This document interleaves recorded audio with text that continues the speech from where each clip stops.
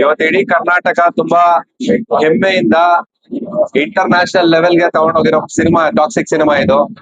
ಯಶ್ ಅಭಿಮಾನಿಗಳ ಸಂಘದ ವತಿಯಿಂದ, ಚಿಕ್ಕಬಳ್ಳಾಪುರ ಜನತೆ ವತಿಯಿಂದ ಎಲ್ಲರಿಗೂ ನಾವು ಕೊಡೋ ಕರೆ ಏನಂದ್ರೆ, ನಾವು ಯಶ್ ಮೈಂಡ್ ಸೆಟ್ ಅಭಿಮಾನಿ. ನನ್ ಪ್ರಮಾಣ ಹೇಳ್ತೀನಿ, ನಾನು ಯಶ್ ಅಭಿಮಾನಿ ಅಲ್ಲ, ಯಶ್ ಮೈಂಡ್ ಸೆಟ್ ಅಭಿಮಾನಿ. ಆ ತರ ಮೈಂಡ್ ಸೆಟ್ ಇಂದ ದೊಡ್ಡದಾಗಿ ಎಲ್ಲರೂ ಓಪನ್ ಮಾಡ್ಕೊಂಡು ಮುಂದಕ್ಕೆ ಹೋದ್ರೆ ಜೀವನದಲ್ಲಿ ಏನ್ ಬೇಕಾದ್ರೂ ಸಾಧಿಸಬಹುದು. ಕನ್ನಡ ಸಿನಿಮಾ ಒಂದ್ ಸಣ್ಣ ಸಿನಿಮಾನ ತಗೊಂಡೋಗಿ international level, Tollywood level, Hollywood level ವರೆಗೂ ತಗೊಂಡೋಗಿ ಎಲ್ಲಾ ಲೆವೆಲ್ ಅಲ್ಲೂ ಅನೌನ್ಸ್ ಮಾಡಿ ದೊಡ್ಡದಾಗಿ ಲಾಂಚ್ ಮಾಡಿ ಇವತ್ತೇನೋ ಒಂದು ಹಬ್ಬ ತರ ಆಗಿದೆ. ಹಬ್ಬದ ವಾತಾವರಣ ಸೃಷ್ಟಿಯಾಗಿದೆ ಇವತ್ತು ಇಡೀ ಕರ್ನಾಟಕದಲ್ಲಾಗ್ಲಿ, ದೇಶದಲ್ಲಾಗ್ಲಿ, ವಿದೇಶದಲ್ಲೂ ಆಗಿದೆ. ವಿದೇಶದಲ್ಲಿರೋ ಕನ್ನಡಿಗರು ತುಂಬಾ ದೊಡ್ಡ ಮಟ್ಟದಲ್ಲಿ ಸಹಕಾರ ಮಾಡ್ತಿದ್ದಾರೆ. ನಮ್ ಚಿಕ್ಕಬಳ್ಳಾಪುರದಲ್ಲಿರೋ ಜನತೆಗೂ ಎಲ್ಲಾರು ಬಂದು ಸಹಕಾರ ಕೊಟ್ಟು ಇದನ್ನ ಶತಮಾನೋತ್ಸವ ಆಚರಣೆ ಆಗ್ಬೇಕು ಅನ್ನೋದು ನಮ್ಮ ಹಾರೈಕೆ. ಸರ್, ಈಗ ಸಿನಿಮಾದ ಬಿಡುಗಡೆ ನಿಮ್ಮ ಕಂಪನಿಯ ಟಿ ಶರ್ಟ್ಗಳನ್ನ ಉಡುಗೊರೆಯಾಗಿ ಅಲ್ಲ, ಇದೊಂದು ಹಬ್ಬ. ಇದು ಹಬ್ಬದಲ್ಲಿ ನಾವ್ ಯಾವ ರೀತಿ ಎಲ್ಲಾರು ವಾತಾವರಣ ತರ ಕ್ರಿಯೇಟ್ ಮಾಡ್ಕೊಂಡು ಇದ್ ಮಾಡ್ತೀವಿ, ಆತರ ಎಲ್ರು ಮಾಡ್ಬೇಕು ಅಂತ ಒಂದು ನಮ್ಮ ತಂಡದ ಕಡೆಯಿಂದ ಇದಿತ್ತು.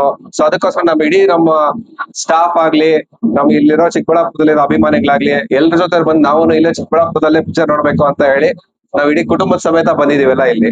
ಸರ್, ಇತ್ತೀಚಿನ ದಿನಗಳಲ್ಲಿ ನವೀನ್ ರೆಡ್ಡಿ ಅವರು ಕ್ಷೇತ್ರದಲ್ಲಿ ಸಮಾಜಮುಖಿ ಕಾರ್ಯಕ್ರಮ ಈಗ ವಾಲಿಬಾಲ್ ಪಂದ್ಯಾವಳಿಯನ್ನ ನೋಡಿ, ಇವತ್ತು ಯುವಕರಿಗೋಸ್ಕರ ಏನೇ ವಿಚಾರ ಇರ್ಲಿ, ನಾವಿಲ್ಲಿ ಸುಮಾರು ವ್ಯವಹಾರಗಳು ನಡೀತಿದೆ, ನಮ್ದು ಸುಮಾರು ಪ್ರಾಜೆಕ್ಟ್ಸ್ ಇದೆ.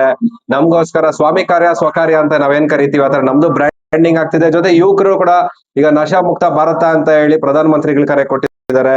ನಮ್ಮ ಇಲ್ಲಿ ಮುಖ್ಯಮಂತ್ರಿಗಳು ಕೂಡ ಬೇಡ ಬ್ರೋ ಅಂತ ಒಂದು ಕ್ಯಾಂಪೇನ್ ಶುರು ಮಾಡಿದ್ದಾರೆ. ಇಲ್ಲಿ ನಶಾ ಮುಕ್ತದಿಂದ ಎಲ್ಲ ಸಮಾಜ ಮಾಡ್ಬೇಕು ಅಂತ ಹೇಳಿ ಯುವಕರನ್ನ ಬೇರೆ ಬೇರೆ ವಿಚಾರಗಳಲ್ಲಿ ಎಂಗೇಜ್ಡ್ ಆಗಿ ಇಟ್ಟು ಸ್ಪೋರ್ಟ್ ಇನ್ನೊಂದು ಮತ್ತೊಂದು ನಮ್ಮ ಗುರಿ ಇದರಲ್ಲಿ.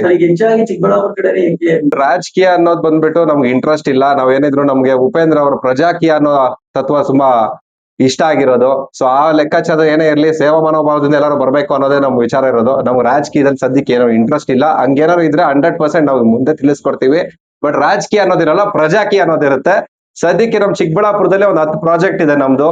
ಈ ಕಡೆನೆ ನಾವು ಒಂದು world's first conscious living corridor ಅಂತ ಹೇಳಿ ನಮ್ದು ಯಾವ್ದು ಫೇಮಸ್ ಆಗ್ತಿದೆ ಅಂದ್ರೆ, ಬೆಟ್ಟ ಗುಡ್ಡ, ತುಂಬಾ ಒಳ್ಳೆ ಪರಿಸರ, ಪ್ರಕೃತಿ ಇದೆ. ರಾಧಾಸ್ವಾಮಿ ಸತ್ಸಂಗ್ ಮೊನ್ನೆ ಓಪನಿಂಗ್ ಆಯ್ತು. 400 ಎಕರೆ ಮಾಡಿದ್ದಾರೆ. ಎಲ್ಲ ದೇಶ ವಿದೇಶದಿಂದ ಜನ ಬರ್ತಿದ್ದಾರೆ. ಈಶಾ ಫೌಂಡೇಶನ್ ಇದೆ, ಸತ್ಯಸಾಯಿ ಇದಿದೆ. ನಂದಿ ಬೆಟ್ಟದ ಸುತ್ತು ಕೂಡ ಈಗ ಪ್ರದಕ್ಷಿಣೆ ಶುರುವಾಗಿದೆ. ಈಗ ಏನೊಂದು ಸ್ಪಿರಿಚುವಲ್ ಎಸೆನ್ಸ್ ಅಂತ ನಾವೇನ್ ಕರಿತಿದೀವಿ ಇಲ್ಲಿ, ಆಧ್ಯಾತ್ಮಿಕ ಕಡೆ ಚಿಕ್ಕಬಳ್ಳಾಪುರ ಒಂದು ಮೇಜರ್ ಸೆಂಟರ್ ಆಗ್ತಿದೆ.